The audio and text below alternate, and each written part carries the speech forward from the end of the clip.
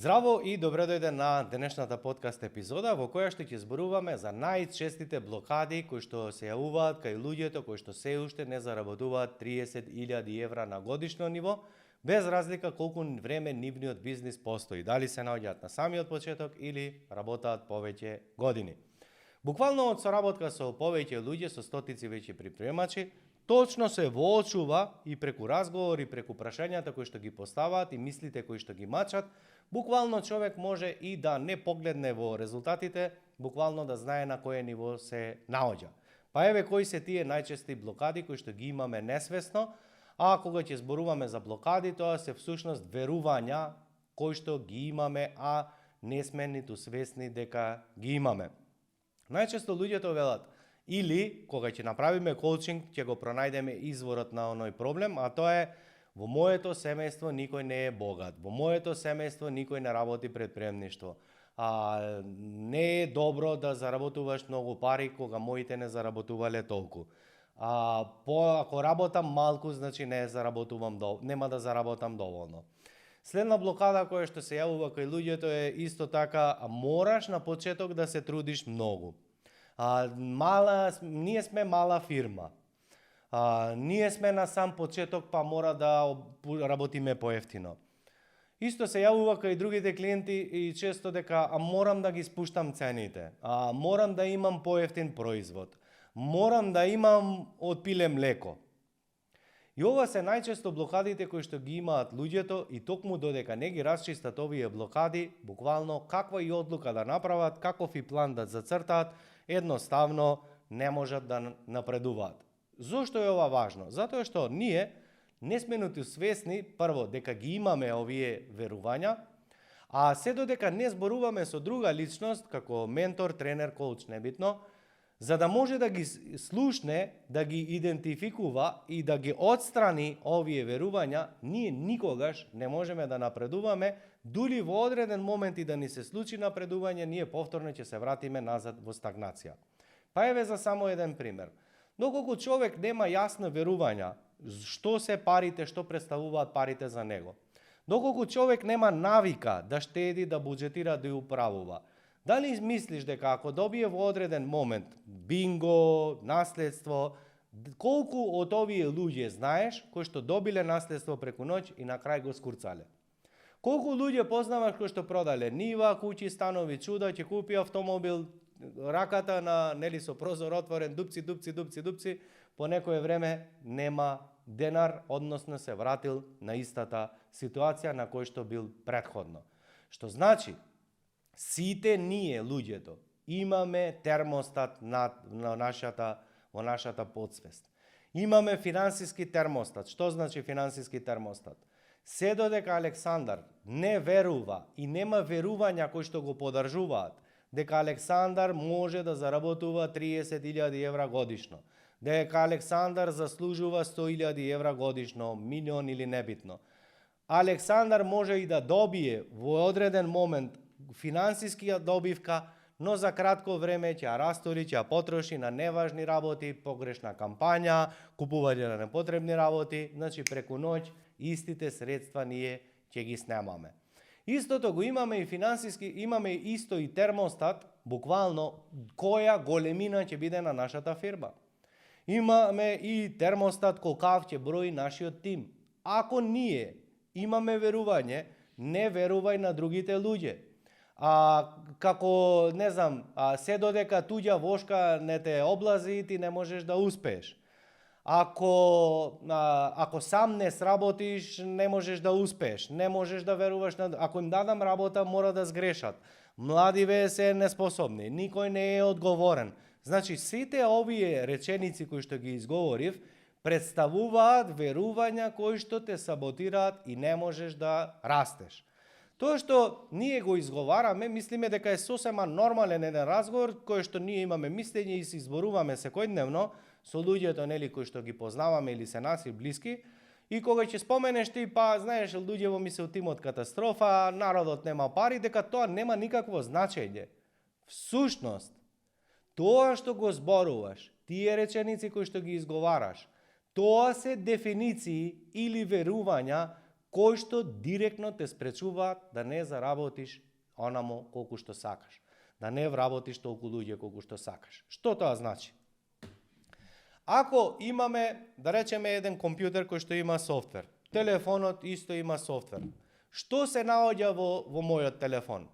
Што се наоѓа во твојот телефон? Во мемориската картичка, во меморијата, небитно.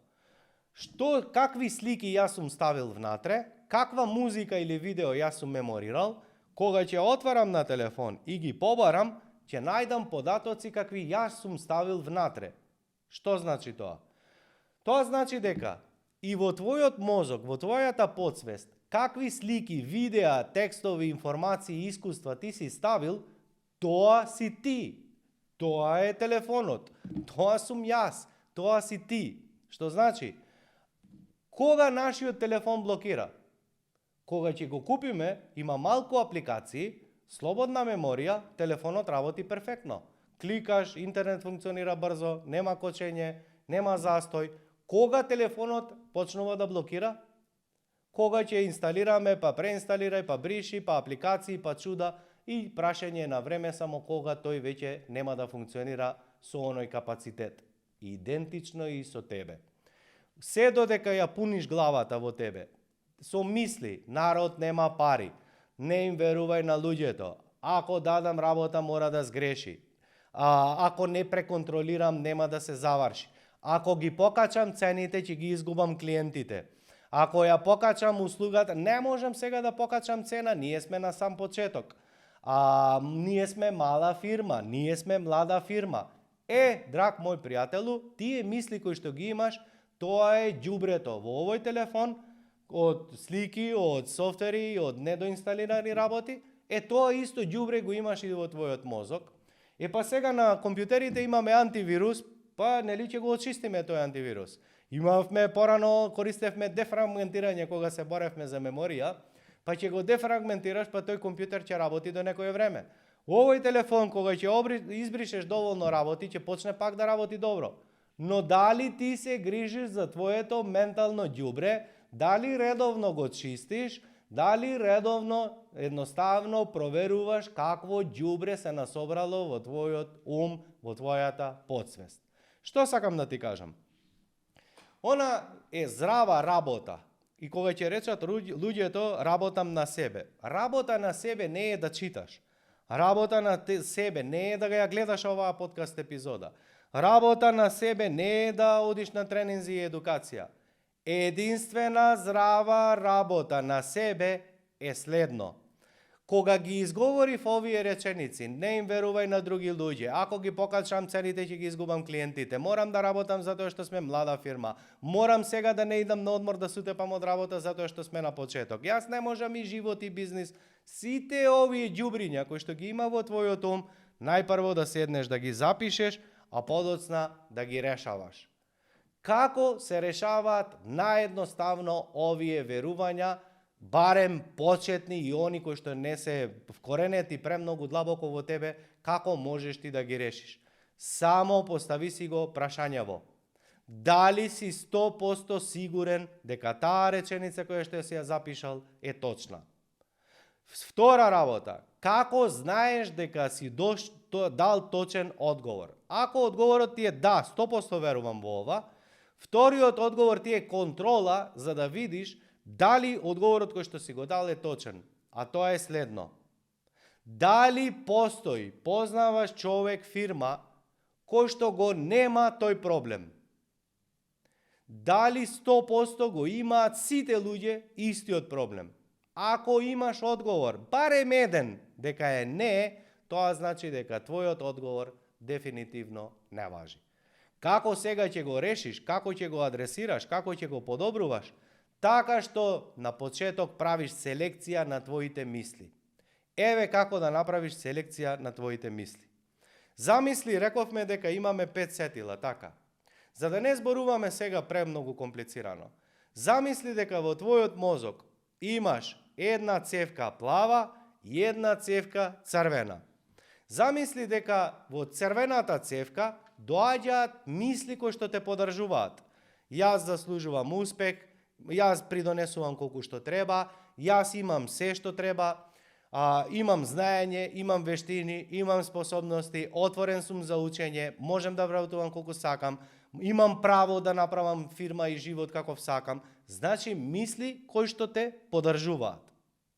Сега замисли дека плавата цевка се мисли кои што ти доаѓаат, но се против тебе. Јас не можам да успеам, во Македонија не може да се успеа, ако ги качам цените ќе ги изгубам клиентите, ако вработам човек дали ќе успеам да го платам, ми фали знаење, конкуренција знае повеќе од мене, кој сум јас да зборам за маркетинг, кој сум јас да држам обуки, кој сум јас да држам состаноци, како можам јас да влезам у фирма кај што се поголеми, се плашам од авторитетни, кој сум јас да Значи, сето ова што го зборувавме до сега, се мисли кои што тебе не ти користат, така е. Сега е прашањето следно. Над што ти имаш контрола? Дали имаш контрола, дали во црвенава цевка ќе ти доаѓаат или во плавата? Дали ти ги бираш мислите или самите си доаѓаат? Значи самите си доаѓаат, нели? Втора работа, дали ти имаш контрола и влијание над економската состојба во Македонија? Дали можеш ти да им поделиш по 1.000.000 евра на твоите клиенти и од утре си ја подобрил благосостојбава, сите имаат пари и сега ти ќе имаш работа? Дали ти можеш да го допреш иселувањето од државава? Дали ти можеш да ги избришеш нелојална конкуренција? Значи, секој ден ги слушам овие глупости. Народот нема пари, нелојална конкуренција, сива економија, народот се исели, нема веќе луѓе, супер. Дали ти од ова нешто можеш да го подобриш? Дали имаш влијание над ова? Јеби ga, знаеш дека самиот дека немаш.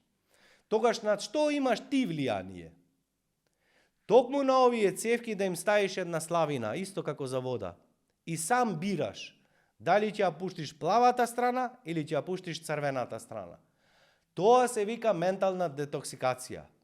Како што кога во телото ќе донесеме отрови, нездрава храна, масноти, цигари, алкохол, нездрав живот, тие токсини едноставно носат болест. Но кога ќе се разболеме телесно, ние таа болка ја чувствуваме и тражиме чаре. Кога ќе почувствуваме ментална, психичка болест, ние се правиме дека не ни е ништо. Тоа се вика депресија, анксиозност, тоа се вика страф, тоа се вика одолговлекување задачи, тоа се вика психолошка борба. Секој втор предприемач живее во депресија и живее во анксиозност. Во депресија луѓето кои што кренале рака од живот и не гледа подобрување, а во анксиозност луѓето кои што не се задоволни од резултатите кои што ги постигнале и се споредуваат со други луѓе. И депресијата и анксиозноста се измислени работи. Тоа е кога пуштаме во црвената цевка да ни дојде ѓубре, наместо да ја допреме таа и само да пропуштаме мисли кои што ни служат. Ако во текот на еден ден секој еден човек во просек добива по 40, а жените 60.000 мисли, ако ти не ги бираш овие мисли, туку тие те бираат тебе, над кои мисли ти имаш контрола? Дали едноставно имаш момент кога ќе ти забега умот, конкуренцијата, само да ја пресечеш и да се занимаваш со тоа што ти работа? Кога ќе изговориш и се слушнеш сам себе, народ нема пари, само да ја пресечеш, и има пари колку сакаш. И почнеш да го менуваш речникот кој што го зборуваш. И има пари колку сакаш, можем да успеам колку сакам, можем да вработувам колку сакам, има клиенти кои што ме чекаат. Знам дека е шашаво и дека е глупо, но верувај дека е исто толку глупо колку што мислиш дека нема луѓе, исто толку е глупо колку што мислиш дека народ нема пари, исто е толку глупо колку што мислиш дека нема честни луѓе, исто е толку глупо колку што мислиш и веруваш и се држиш здраво за готово за тие мисли. Но што сакам да ти кажам една работа. Поентата ми е, сето тоа влијае да ти не напредуваш. Ти се држиш како таа да е твоја вистина, исто како сега чашава, ја викам дека е бела, ти ми викаш не е зелена, ја ти викам не, бела е, и двајцата сме управо, во исто гледаме, но имаме различна перцепција. Тоа ти е идентично кога во иста држава ќе живеат исти твоја конкуренти, исти луѓе, со иста положба, со исти услови, едниот ја гледа плаво и вика има пари колку сакаш, и работа во однос на зголемување на бизнисот, а друг вели не. Зелена е, нема клиенти, нема народ пари и едноставно седи и нервирај се. Еден човек имал 2 сина. И двата сина имале интересен живот. Родителот, односно таткото, имал една лоша навика, а тоа е премногу посегнувал по алкохол, а подоцна станал и алкохоличар. Секој ден дома кога ќе се вратил во домот, ги малтретирал и семејството, финансиите почнале да ги снемува, во семејството почнало да има нервоза, кавги, едноставно непријатно за живење. Едниот син, подоцна, по 10 на 15 години, станува возрастна личност и се жени, има 3 деца, има свој бизнис, има одличен тим, има лојални луѓе во тимот, има време и за патување, добро заработува, има убав живот, има среќен живот, има одлично семејство, едноставно води успешен живот. За разлика од неговиот брат, кој што е само 2 години постар, едноставно ги повторува стапките на родителот. Има проблеми со алкохол. Нема финанси, здравјето му е нарушено, изолиран е од околината, нема роднини, другари, пријатели со кои што има соработка, нема работа, нема семејство, нема жена, нема деца. Еден човек по едно време ги прашал и едниот и другиот, браќа. Едниот син го прашале: имаш катастрофа живот. Здравјето ти е за никаде. Не знаеш кој ден ќе умреш. Нити се ожени, нити деца, нити работа имаш. Буквално си за никаде. Не си добар ни сам за себе. Зошто? Што е причината што ти имаш ваков живот? На ова постариот брат одговара: а што можев поинаку? А што можев да имам подруг живот кога имав татко алкохоличар?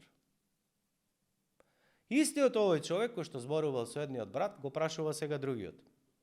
Му вели: имаш одличен живот. Имаш прекрасно семејство, одличен бизнис, имаш време и за патување, и за одмор. Навидум имаш совршен живот. Што е причината? Како едноставно постигна сето ова? Што е причината што ти имаш успешен живот? И знаеш што одговорил братот помлад на истото ова прашање? Зарем имав друга опција кога растев со татко алкохоличар? Дали и едниот и другиот гледале иста слика?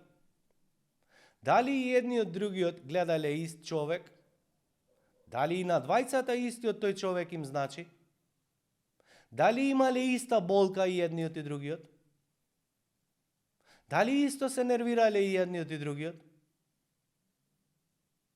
Дали го живееле истиот живот, истата прилика додека биле помлади? Тогаш што е разликата што едниот и другиот зборуваат? Зарем имав друга опција кога живеев со татко алкохоличар? За едниот таткото алкохоличар бил прилика и бил пример како не треба и почнал да го гради неговиот живот, да превземе 100% контрола над својот живот, да се насочи и да се фокусира кон одредени други вредности и истата насока го насочила кон успех. Истиот друг брат гледал иста ситуација, само се помирил со реалноста која што ја гледал. Како можам јас да бидам друг кога ова го гледав цел живот? Што е што едниот размислувал, а што е што другиот размислувал? Ја не сакам да бидам ваков за своите деца. Јас кога ќе имам семејство не сакам да бидам ваков. Сакам моето семејство да ги има сите услови. Сакам да растам со семејството. Сакам да ги обезбедам финансиски. Сакам да ги обезбедам без разлика што. А другиот цело време го обвинувал. Ништо не ми остаи. Немам ни 1000 евра да почнам бизнис. Не можев ни школа да завршим, од тебе ништо не ми остае. Цел ден ме нервираш, не можам, кај те најдов, кај се запустив. Значи, еве ти ја плавата, еве ти ја црвената чешма. Што ти гледаш е тоа што си внатре. Што ти чувствуваш, тоа што си. Но истата оваа наша мала држава, истите тие клиенти купуваат и кај мене, купуваат и кај тебе, купуваат во конкуренција. Истите тие вработени што за тебе не чинат, за некои се фантастични. Истата оваа наша економија, градови, села, небитно, апсолутно се идентичен потенцијал како и за секој. Но можат и да бидат, исто како за постариот брат, оваа слика да биде катастрофа. И сега ќе речеш каква врска има Александар ова денешнава твоја подкаст епизода со овие примери и се што зборувавме. Затоа што токму ова сега што го зборував, што гледаш, што мислиш, што чувствуваш, влијае какви одлуки ќе донесеш. Ако ти имаш самодоверба, а самодовербата не се купува, туку е производ на превземена несовршена акција. Значи, самодоверба не можеш да даунлодираш, да превземеш и да купиш, туку правиш акција од која што не знаеш каков ќе биде исходот. Покачуваш цена, гледаш, се подобрува, да, почнале да купуваат луѓе, супер. Значи, ти добиваш самодоверба за подигање на цени. Прашање, ако имаш самодоверба, дека кога да ги покачуваш цените, ти уште повеќе добиваш продажба, дали некој ќе те сопре во иднина да ги растеш цените? Значи, какво верување добиваш? Колку повеќе подигам цена, толку подобра услуга нудам, толку повеќе плати давам, толку подобар живот имам, толку повеќе им служам на други. Значи, од еднаш ти станува позитивна ствар. А се што почнало од стравот, имаш сега самодоверба? Имаш. Значи, од денес немој да ми кажеш дека немаш самодоверба. Немаш самодоверба за се и се плашиш од се, зашто немаш направено акција. Во државата нема луѓе, во државата нема... Супер, колку бе клиенти ти требаат тебе за да заработиш 30.000 годишно? Дали 5, дали 15, зборевме во втората подкаст епизода. Па ти ако не можеш у 2 милиони народ, да најдеш, не знам, 50-100 луѓе месечно или годишно, ја не знам во што ти веруваш. Може би имаш грешен бизнес модел, може би имаш бизнес концепт модел грешен. Но дека не можеш да најдеш, тоа едноставно не постои.